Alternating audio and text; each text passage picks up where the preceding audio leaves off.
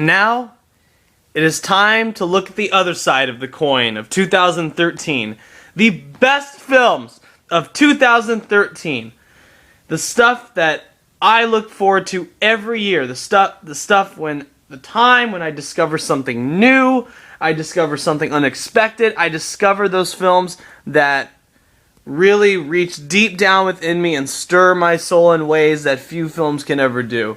Films that I consider top of their league, the best of the best, the highest compliments I can give.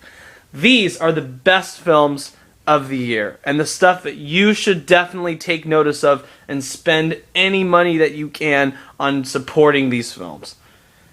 And before I move on to the top 10, I want to give out some honorable mentions, because some of these films I feel like were overlooked this year.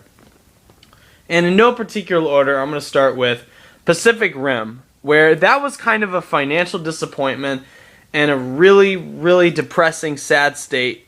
Really just depressing that Grown Ups 2 made more money than this on opening weekend. It just goes to show how fucking stupid mainstream America has become with movies. It's wildly depressing. Pacific Rim, I honestly didn't expect much with this movie, and I got a lot more than I anticipated. It was this big blockbuster epic with amazing, overwhelming action sequences, and it actually took the time out to have great character development, and it was just a very interesting movie at its core. I really enjoyed it. I had a damn good time watching it. And another film I really had a good time watching was Monsters University, where this was Pixar's return to glory for me, where I thought Cars 2 was a shit bomb. I thought Brave was merely just okay. But now Monsters University, they're returning to a franchise that I know and love, and they hit another home run with this. I thought this was a great movie, a great family film, and probably the most admirable aspect of it is that it gives out this message that you don't really see normally in children's movies, and it's that even though goals that you strive your entire life to achieve might not be met, and you might have to go on a different path to achieve what you've been looking for. And that, I respect the hell out of this movie for giving a message like that.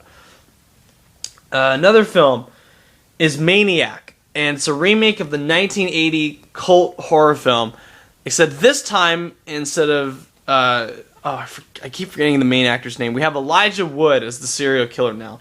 And Elijah Wood has becoming a very respectable actor as of late. He starred in Grand Piano this year, which I thought he did a very good job in that.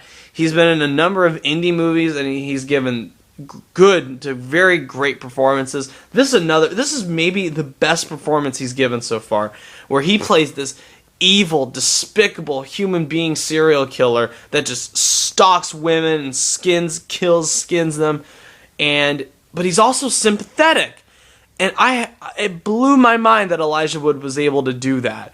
He's going from cute, small little Frodo to this evil son of a bitch. And it really shows his acting range. And I thought he did a fantastic job. This whole movie is fantastic. I remember how I said in my worst of the year that this has been a fantastic year for horror movies. This I consider my favorite horror movie of the year. It's utterly fantastic. You guys need to go out and check this. Great horror movie, especially if you're into the really hyper-violent cult horror kind of stuff. It's a great fucking movie. Another film that got overlooked this year, probably because it didn't even come to theaters, is Behind the Candelabra, which is Steven Soderbergh's supposedly final movie. And I guarantee you, if this had been in theaters, Michael Douglas and Matt Damon would have been nominated for Oscars. And Michael Douglas would have been in the front running for Best Actor. He gave the best performance of the year, in my opinion. He just blew me the fuck away. I thought Matthew McConaughey did a pretty good job in Dallas Buyers Club, but Michael Douglas' performance is so good that it just blows that other performance out of the water. And not only does he portray the flamboyant, totally hyperactive personality of Liberace, he nails the little personality flaws, the little subtleties, the little quirks that you are able to see not a caricature, but a human being, where Liberace was a larger-than-life personality, but Michael Douglas really grounds him and really makes you sympathize with this guy. and it's very brave, amazing performance from him, and it just goes to show he's one of the best actors still working on the scene today. Matt Damon, always, he's fantastic in this movie. He's so good. Both of them should have gotten Oscar nominations. It's a shame that the studios kind of turned this movie away just because of the gay content. And I applaud HBO for picking this up and putting this out there. I also applaud the Cannes Film Festival for showing this film, and I applaud you. You have my utmost respect for that. It's a really great movie. Highly recommend you guys go out and check it out. Another movie that got overlooked this year was Don John, which was Joseph Gordon-Levitt's directorial debut, and that was such.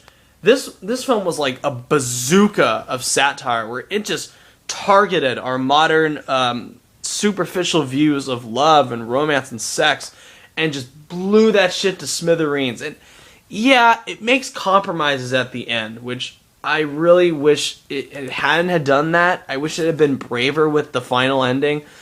But what it does is it targets something that I have a big problem with in modern society, which is like I said, the superficial idea of romance and love and sex, and it makes fun of it, and it has a very sweet personal message at the center, and it really is a great movie from Joseph Gordon-Levitt, who I'm really hoping this guy goes on to direct and write other really great pieces of work, and this is such a fantastic debut from him. And I know I'm using that word fantastic a lot. You're gonna hear words like amazing and fantastic and wonderful during this entire video, so get used to it.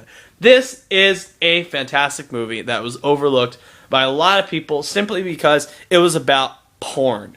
They saw the trailers, they saw it was about porn, they didn't go see it, which is a real shame. Another film I really respected this year was Place Beyond the Pines, which that kind of got swept under the rug. I think it's a very underrated movie, and I loved it the first time I saw it. It quite went down a little bit the second time I saw it, but I still think it's a great movie. It feels epic. It's this big epic scope, and it goes through the life. It's like, I believe it was about 20 years this movie covers. 21, 22 years, which is very tricky to do in a movie, and I thought this movie nailed it. And I love that this movie the theme is so large and so epic, and yet they are able to convey that perfectly in this very small setting, where it's basically just one town that this film takes place in, which I thought was a very brave decision on director Derek Cianfrance's part, who previous film was Blue Valentine, and I'm like kicking myself that I haven't rewatched it recently. I need to rewatch that, but I thought he did a great job with the second film, and it's definitely not a sophomore slump. This is the exact opposite of it. So Place Beyond the Pines, please go out and watch it. And the last film before I get to my top 10 of the year is Spike Jonze's Her.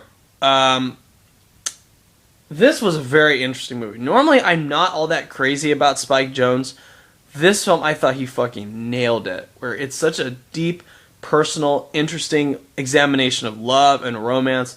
And it's fascinating how it shows that this guy really is dating a version of himself, except in a woman. I love how it pokes fun at all the, what we men expect from relationships, what we men want in a woman, and it's kind of giving this sweet message about how you can't always expect the woman you love to be the person that you are. You have to accept somebody for their flaws. You have to accept somebody for the way they are.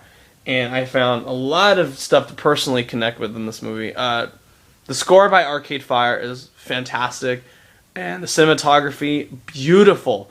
Like someone said that I read one of my friends who said that this movie was like entering this guy's memories and dreams and stuff, and it was a fascinating experience. Not quite top 10 material for me, because I do have problems with some parts of the ending, but it's a great movie. You guys need to watch it. If you haven't already watched it, please watch it. And I'm hoping this future that Spike Jonze portrays in this movie does come to be, because I want some of the video games that are featured in this movie. I really want this future to exist. And I forgot, one more movie is Anchorman 2: The Legend Continues. It's fucking hilarious. Not much to say. I laughed my ass off during this entire movie. I think it's better than the first one. It's easily one of my favorite Will Ferrell movies. It's just a total blast from beginning to end. I loved it so much. It was so fucking funny. I'm curious how it'll hold up a second time around, but as of now, it's such a great comedy. Please go out and watch it. Alright.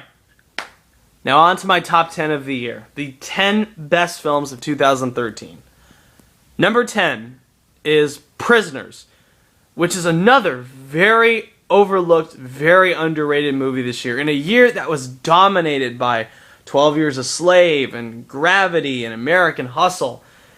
Prisoners came out, it just kind of came and went, but I thought it left a bigger impact than almost all of the movies that were nominated for Best Picture this year. Where it's one of those movies that takes a character that is very sweet and gentle in nature and just proceeds to strip him of his humanity because of a horrifying incident. Where I've talked to a lot of parents who definitely say that their biggest fear is losing their child. And it definitely shows that in this movie. This is horror, that horror realized and incarnate, and goes through the entire movie about this. And I'm actually happy that this was a financial success, because we don't get that many movies that are 2.5 hours long that are about a very depressing subject matter, very dark, very grim, and a lot of people surprisingly went to go see it. And I really appreciate that, because it is a smart movie. It is intelligent, and the performances in it are great. Jake Gyllenhaal, who's terrific. Terrence Howard is pretty damn good. Hugh Jackman, who gives the best performance I've seen from him so far. I thought he should have been nominated for Best Actor this year, because his performance, even when he's doing such horrible, despicable things, you get where this guy is coming from, and you sympathize with him, and you don't... The beauty of this movie is that it presents the conflict of you don't know whether to condone this guy or to go along with what he's doing. And it doesn't shy away from that, where when it goes all out, depressing, grim, gruesome, and it's not afraid of showing something that is considered, taboo or disturbing or fucked up. And cinematography by Roger Deakins, I thought was gorgeous. This is the movie. Whoever put out that idea, there's still a Heavy Rain movie in development, the video game. If they're still trying to make a Heavy Rain movie, stop it. Stop the production on it. We have our Heavy Rain movie, and it's called Prisoners. So if you're a fan of the works of David Fincher, if you're a fan of really good crime novels, really great crime detective movies, this is one of the better ones I've seen over the past couple of years. It is a fantastic movie. Number 9 is The Croods, where admittedly this year wasn't the best for American mainstream animation, but wow, The Croods really impressed me, where this has been DreamWorks Animation, forgetting Turbo, which I thought was mediocre at best. DreamWorks was on quite a roll this year, where we had The Croods. Well, actually, no, they've been on a roll for the past couple of years, starting with last year, where they had Madagascar 3, which I thought was fantastic. They had How to Train Your Dragon in 2010, which was amazing. One of my favorite movies ever. They had Rise of the Guardians, which I loved. Croods, which is fantastic. And then now they have How to Train Your Dragon 2 coming out, which looks utterly amazing. So these guys, you could accuse them of quantity over quality, because they put out 2 or 3 movies a year, where Pixar only puts out 1 a year, or Studio Ghibli is 1 or 2 a year. But I don't think so. I think these guys are one of the most consistent, they're becoming one of the most consistent animation studios out there. And The Croods is no different, where This has got to be some of the most beautiful animation I've ever seen. There's just all the bright colors and imagery in this movie. It's so beautiful. It's like pure eye candy.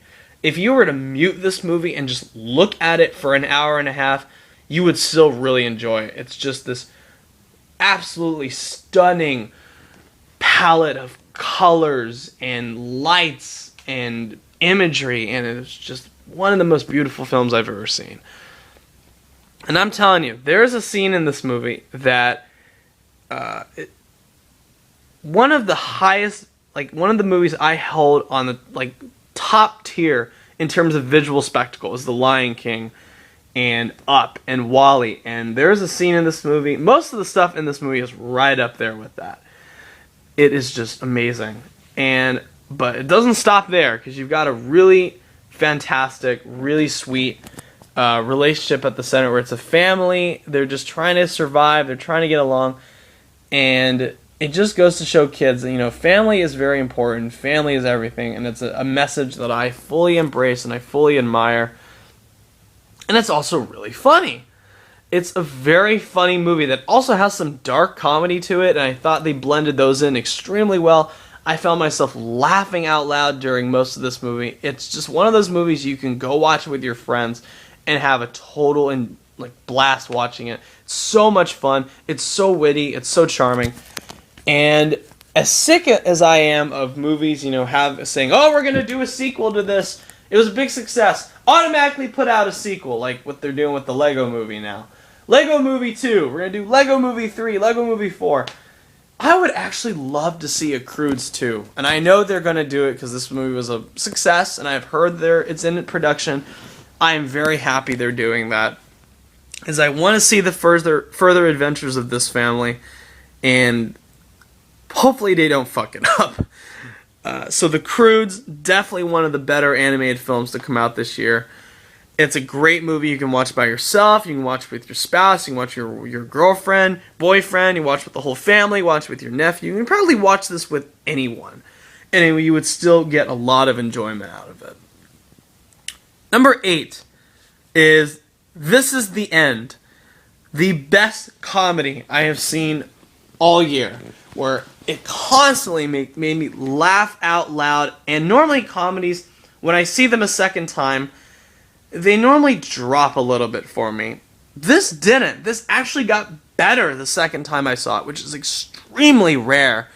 And part of me believes this movie succeeds on repeat viewings because it's endearing. It's an endearing idea where it's these big name celebrities coming together. You know they're friends, and they're just fucking with each other and being goofy. And they're willing. I admire how much they were willing to put aside their egos and just poke fun at their whole careers. Like, there's references to like the bomb that was Your Highness. They talked about how James Franco actually did sleep with Lindsay Lohan. They talk about Seth Rogen's weight loss. They talk about Jay Baruchel's insecurity. It's a big, you know, manly group hug of a movie, and I loved it on that level.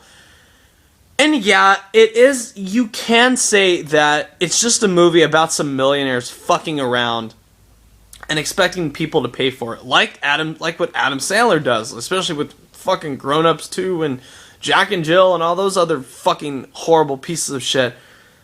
Here's the difference. This movie had an inspired idea and actually had a story behind it.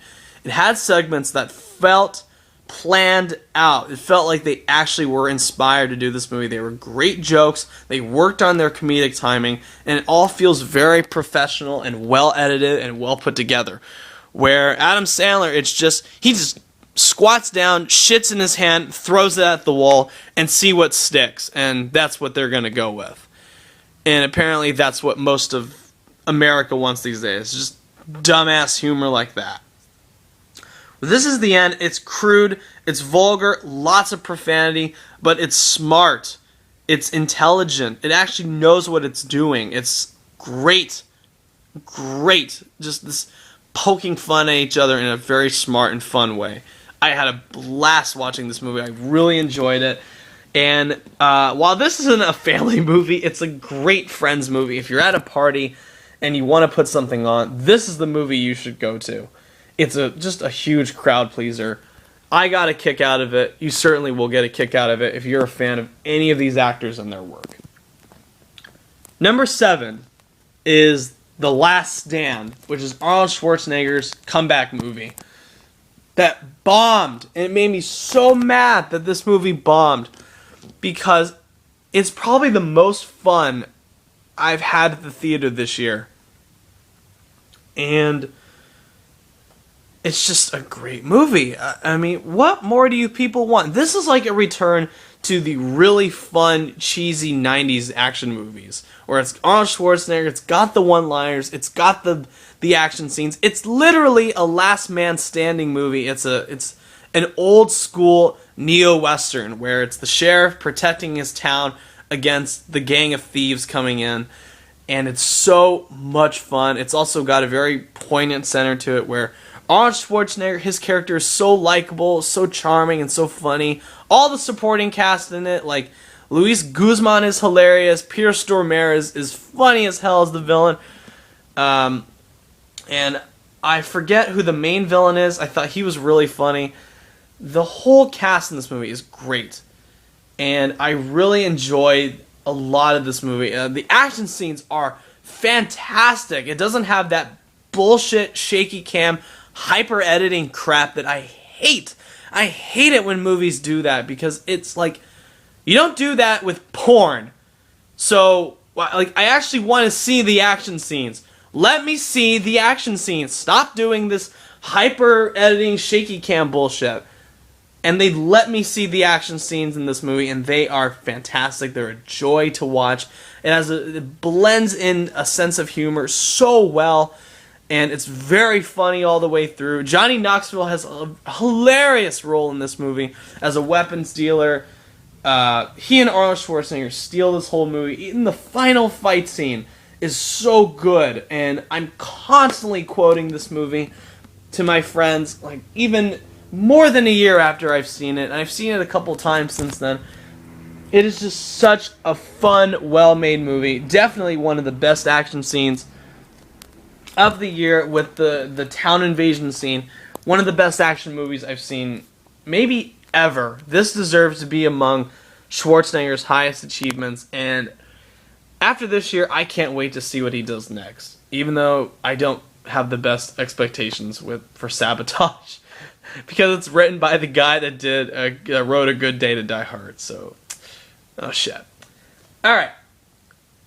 Number 6 is 12 Years a Slave. I went back and I watched this a second time after seeing it in theaters, and while I don't think it's one of the best movies I've ever seen now, it's still a big, tremendous piece of work, where it's just a brave, important film, and it's draining. It's a draining movie where everything came together. It's got impeccable directing, brilliant writing, tear-inducing performances, gorgeous cinematography, and not so great music, and it's just everything I have ever wanted in an American drama like this about slavery. And a lot of people, I have a problem with a lot of people calling this torture porn, and especially like idiots like Armond White coming out, oh, it's torture porn, oh, it just shows violence the entire movie. If you look at this movie, there's only maybe a couple of whipping scenes. It's mostly just mental violence, psychological violence. The actual physical violence and bloodshed is very minimal compared to something like Schindler's List or The Pianist, where they don't show all-out massacre in this. And compared to what they could have shown, this is so low-key and restrained that I have to give Steve McQueen just a pat on the back for that. And I may not have liked his first movie, Hunger, but after Shame and 12 Years a Slave, he's well on his way to becoming one of my favorite directors ever. I think this guy has He has a big artistic sensibility about him. He knows character development. He knows how to frame shots. He knows how to get the best performances out of his actors. Especially, Chiwetel Ejiofor, who is phenomenal in this role. Lupita Nyong'o, she deserved her Best Supporting Actress Oscar, who I nearly forgotten how powerful her performance was. And Michael Fassbender, who is scary as hell in this movie. Oh, I still have nightmares about this guy. Even like very small supporting roles, like from Brad Pitt and Benedict Cumberbatch and Paul Giamatti and all these actors. They come in, they do their best work. It's so good, such a fantastic movie. Not a movie I'm gonna be watching every day, every year. But if you haven't seen this yet, what the fuck are you waiting for? Go out and watch this right now. It's one of the most important movies ever made. And if you aren't touched by this movie, you're not human. I think you need to go get that pulse checked. Number 5 is Martin Scorsese's The Wolf of Wall Street. And oh boy, was this a fucking thrill ride. This movie, a lot of people have described this movie to me as this is a roller coaster. No. This movie is like being in a sports car for 3 hours on the highest gear with a brick on the gas pedal. It is just a high-speed, octane hell of a ride that does not slow down for a second until the end credits roll. It's a fascinating movie. It's hilarious. One of the best black comedies of the year, of the decade, ever made. It's such a well-acted movie. Leonardo DiCaprio gives one of the best performances of his career. Jonah Hill, oh my god. If you were to tell me a couple of years ago that Leonardo DiCaprio and Jonah Hill would have amazing chemistry in a movie, I would have laughed in your face. But oh my god, do they have amazing chemistry in this movie. You also got small roles from people like Rob Reiner, who's funny as hell. Jon Favreau, who's in it for a little bit, who's very good. Even director Spike Jonze makes a tiny cameo. He's so good. Newcomer Margot Robbie as Jordan Belfort's wife. She is so good in this movie. She came out of fucking nowhere. Blew my goddamn mind. Not only is she a gorgeous woman, her performance is so good. Wow. This whole movie was Martin Scorsese's best film, at least in my opinion, since Goodfellas, since Casino. In fact, I think this is even better than Taxi Driver and Raging Bull and a little bit better than Goodfellas. This movie should have won Best Picture, to me. Where I thought this deserved Best Picture more than when he won for The Departed. It's just such a great film, and so many people misunderstand it, where they come into it, and they're offended by the foul language, they're offended by all the sex, all the nudity, all the drugs. And yes, this movie is explicit. There is so much swearing in this movie. There's over almost 500 uses of the F word. There's constant nudity. There's even a scene where you see constant boob, constant penis, constant ass, constant drug use, lots of Quaaludes, lots of cocaine, morphine, any kind of drug abuse you can think of is in this movie. But it's all there for a purpose. It's there to show off how goddamn just shallow this lifestyle is. And it also gets the message across that this guy really did get away with all this horrible stuff, all this greed, all this lust, all this shameless robbery. He got away with that.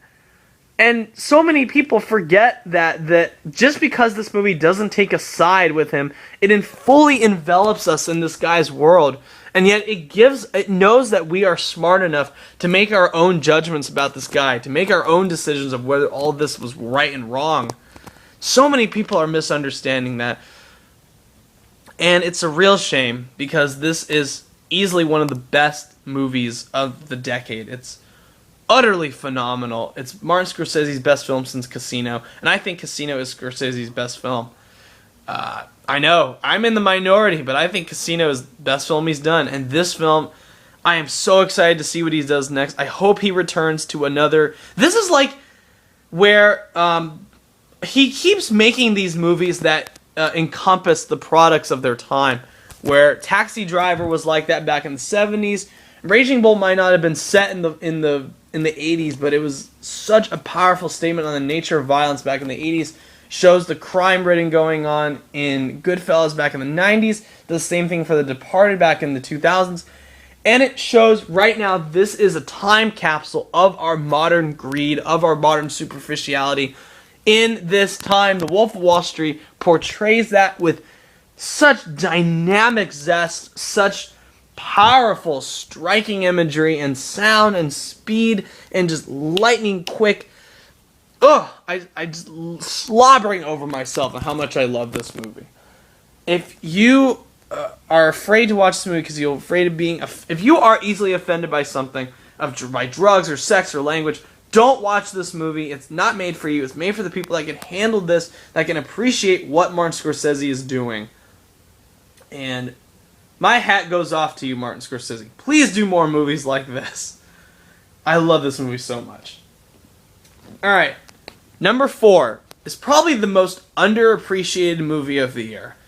At least for me. And it's Nicholas Winding Refn's Only God Forgives. Where when this came out at cons, it got booed, it got torn to pieces. It was called sexist, misogynistic, evil, vomit-inducing. When it came out, it divided critics. Most people hated it. Most audiences ignored it. They walked out going, what the fuck is this shit? Because they walked in expecting another Drive.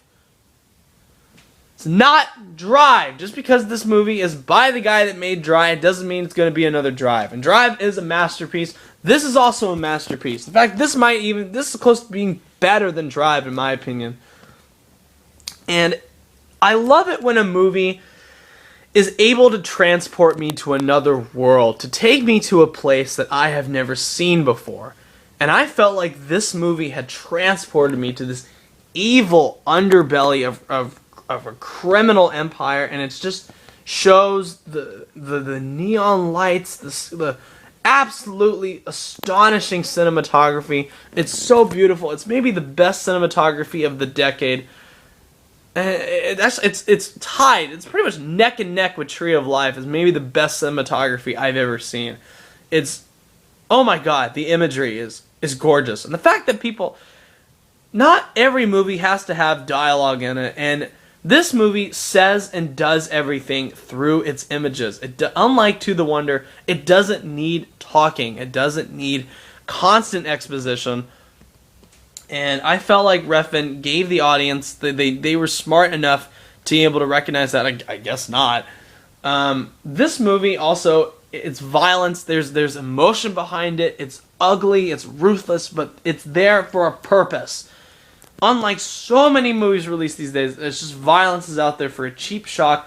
Refn knows how to construct violence in a way that most directors don't. He has that gift. He also has a gift for music. We're just some of the best. This score by Cliff Martinez, one of the best scores I've ever heard. Constant tunes that just go on in the background. They really envelop you in this world. Even the acting is great. Ryan Gosling, he gives a very good performance. Almost completely silent performance. He's kind of evoking Marlon Brando from Last Tango in Paris. Kristen Scott Thomas as the mafia godmother from hell. So good in this movie. So ruthless. So evil. Loved her to death in this. The guy that plays the angel of death, the chief, the retired cop. So good. I keep mispronouncing this guy's name. I think it's Vithya Pasinagram, something like that. Fantastic performance. Another one that's almost like not completely silent, but he's like a presence. I heard Refn directed this guy by whispering in his ear, "You are God," and it makes it feel like this guy is a force to be reckoned with. Fantastic movie. I love this movie. I've seen it 3 times now. And if Criterion ever bought the rights for the Blu-ray to this and released it with a shitload of bonus features, I would be fucking ecstatic. I never pre-order Criterion stuff. I would pre-order that motherfucker because I would want this movie. I'd want it for the gorgeous effects, otherworldly cinematography. It's just one of those visual treats that I can just wash, visual and sensory overload that I can just wash myself in. Just sit back and relax and just enjoy the view, enjoy the sights, enjoy the sounds. And Nicholas Winding Refn, I loved Drive. I love this movie. I really like Bronson. I think this guy is becoming one of our greatest living directors right now. And I am dying to see what he does next because this guy has one of the most unique voices in cinema. So, even if you have seen this and didn't like it, I implore you to go watch it a second time. Give it another chance, because maybe you will like it more the second time around. Alright, number 3 is Batman: The Dark Knight Returns Part 2. Oh my god, this movie kicked ass. Was this awesome. This is the best Batman movie I have seen since The Dark Knight. And it's a total shame that these movies go to direct-to-DVD, because if this movie was released in theaters along with Part 1, if this played together as one big 3-hour animated Batman epic, it would be a success. It would be an enormous hit with audiences, and you would see Warner Brothers coming out and releasing more of their films in theaters. And they would, like I said with Justice League War, these movies are where Warner Brothers are putting their best foot forward in the superhero department. Not the goddamn Man of Steel and the Batman vs. Superman thing they're going to do. This has not only the visual flair, not only the intelligence, not only the violence, like the non-tasteless kind, it also has the characterization that it shows Batman for who he is. It's got the talent behind it, where you have Peter Weller as Batman in these movies. So good as the role. Michael Emerson as the Joker is fantastic. All the voices fit the roles perfectly. The violence, this has got to be one of the most violent animated movies I've ever seen. But unlike Man of Steel, where that felt so realistic that the violence was off-putting, this world, it's fully aware that it's a comic book. And it has no shame in going all out with its comic violence. And even when the violence is done to innocent people, it never feels ugly or depressing. Very dark, very disturbing, but still watchable and still enjoyable. And the Joker in this movie, I'm not going to say he replaces Mark Hamill or anything, but Michael Emerson's job as the Joker in this movie, I thought was spot fucking on. But part of me wishes that they had gotten Kevin Conroy as Batman and Mark Hamill as the Joker, because that scene, you know what scene I'm talking about, where they have that last battle, I thought, as amazing as it is, I thought it would have been even better if they had Mark Hamill and Kevin Conroy doing the voices. It would have had that gravitas and that weight to it. But also, the action scenes in this movie are spectacular, beautifully animated, exciting, so visceral, so much better than the stuff that I saw in Man of Steel and even The Dark Knight Rises. And I really like The Dark Knight Rises. Especially the fight against Superman at the end. If that action scene where these two meet and fight is anything like this, how they do it in the Batman vs. Superman movie, I would be okay with that. They need to watch this movie and take inspiration from that scene. That's how you fucking do it, guys. That's how you do it, Snyder. Where action scenes need to be like a symphony, where they need to have an up and a down and a midsection and pauses and paces and swoops of emotion and downs of emotion. This guy, Jay Oliva, who's the director of this and Justice League War, he knows how to construct action scenes, and he does an impeccable job with it. And what more can I say? This is the first movie I saw in 2013, and it remains one of my absolute favorites of the decade. So, it just goes to show how great of a year 2013 was for film. So, if you haven't seen this already, go out and watch it. You will not regret it, especially if you are a Batman fan. They are fantastic. They do complete justice to the graphic novel. Holy fucking shit. So good. Alright. Number 2 is Frozen. And no, I am not sick of Let It Go. I listen to that song at least 5 times a day. I sing it in the car, I sing when I'm home alone, and I just love the song to death. I love the whole movie to death. This is Disney finally, bursting out of the ashes like a rising phoenix and just coming back with a bang to reclaim its place as the top-tier animation studio, trying to snatch that title away from Studio Ghibli and DreamWorks. And I never in a million years thought I would think Frozen would be the best animated movie of the year. Because I thought all those trailers looked horrible, they looked off-putting. Where the fuck were the songs? Where the fuck were the sisterhood portrayed in this movie? Oh my god, blew me away when I saw it. Took me completely by surprise. Wow. Such a good movie. This also is a big progression for Disney, where for years they've been criticized for kind of enforcing the stereotype that women are just damsels in distress, that all women need are men to take care of them, that pamper them. This movie goes to show that fuck that. Women are just as powerful as men. And this explores the sibling bond in a way that's never been seen in a Disney movie before.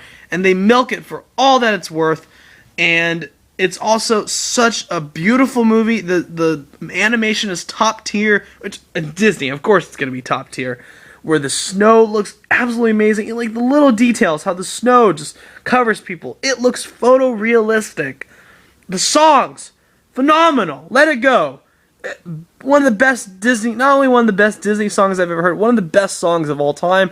I loved Love is an Open Door. I love For the First Time in Forever. I love In Summer. I didn't really care for that song sung by the Trolls, but that's just a minor complaint of mine. Or at least it didn't compare to the other songs that came before it. I love the voice acting in this movie. Whoever does the voice of Elsa, oh my god. Beautiful, amazing. Kristen Bell, I didn't know she had such a pretty voice hidden within her, but great job. Josh Gad as Olaf, he steals the whole movie, and here I thought he was going to be the most annoying character. He's so funny, he's so sweet, he's so charming, he's so innocent. Love that character to pieces. I love that snowman to death. The story I thought was wonderful. I thought the way, and of course, that whole Do You Want to Build a Snowman scene was so heart-wrenching. I saw it with a couple of friends. We were almost on the verge of tears during that sequence, and I actually did tear up during this movie. This is the first movie of the year, the first and only movie this year to make me tear up, where during Let It Go, that part when the climax of the song reaches its point, when she starts to change clothes, she builds the ice palace, and she just goes, fuck it all, I'm accepting who I am, and I just couldn't help but get a little misty-eyed at that point. Call me a pansy, but whatever. I just thought it was astonishing. And if you want to go even further, this is a great movie for our time, because it's really showing that you should not be afraid of who you are. You should embrace who you are. And if you want to make that allegory that her snow powers in this movie are an allegory for homosexuality, where it's really a message to everyone out in society, especially homosexuals, that's like, look, if you are gay, don't be afraid to be gay. Be proud of who you are. Let it all out. Let it go. Just don't hide your emotions. Don't hide your desires. Be who you want to be. Be happy. And that's a sentiment I fully respect, I echo wholeheartedly, and I thought Frozen delivered it in a masterful way. This is easily one of the best animated movies I've ever seen. This is the best Disney movie in 15 years. And I hope it was a huge success. It crossed the $1 billion mark, deserved every single penny it made, and it deserved the Best Animated Feature Oscar, it deserved the Best Song Oscar. And if this movie, don't make Frozen 2. Please, God, do not do Frozen 2. I do not want to see a Frozen 2. But I hope this gives Disney, the confidence to bring more female-centered musicals out there, like back in the old days, like they tried to do with Princess and the Frog and Tangled, and it just didn't work. And for God's sakes, bring quality writers in like these guys, the people that wrote. I think these guys should be put on a long-term contract for Disney, where it's like whenever Disney does a musical, just get these guys involved. Get I keep forgetting their names. Get these songwriters involved. They know what they're doing. Get them to write all the songs in this. Because if you have other people doing the songs, I just won't have the confidence like these guys know how to do it. So my hat goes off to everyone involved with this movie. It is a masterpiece. If you haven't seen it yet, what the fuck is wrong with you? Go out and watch it. It's one of the best movies of the decade. And now, drum roll please. The best film of 2013 is Before Midnight, Richard Linklater's final film, maybe final film in the Before trilogy. And I gotta be honest, I thought this movie was merely okay the first time I saw it in theaters. I was taken aback by how deep and brutal and shockingly emotional this movie was that I found that to be a negative. Foolishly believed that to be a negative. And then I saw it again, and the more I saw it, the more I realized that the dark parts, the parts where they argue and really push out all their feelings, was so realistic and so true to life that I couldn't help but admire it. And it's well written dialogue. And these actors pull it off so well. You believe that all of this is ad-lib. It's not. It's just extremely well choreographed dialogue to make it sound and flow as naturally as possible. What an achievement by these actors. What an achievement by Richard Linklater. And one of my most hated movies of last year was Judd Apatow's This Is 40, where that movie was so painfully unrealistic and so foolish in the way it portrays long-term marriage, long-term relationships.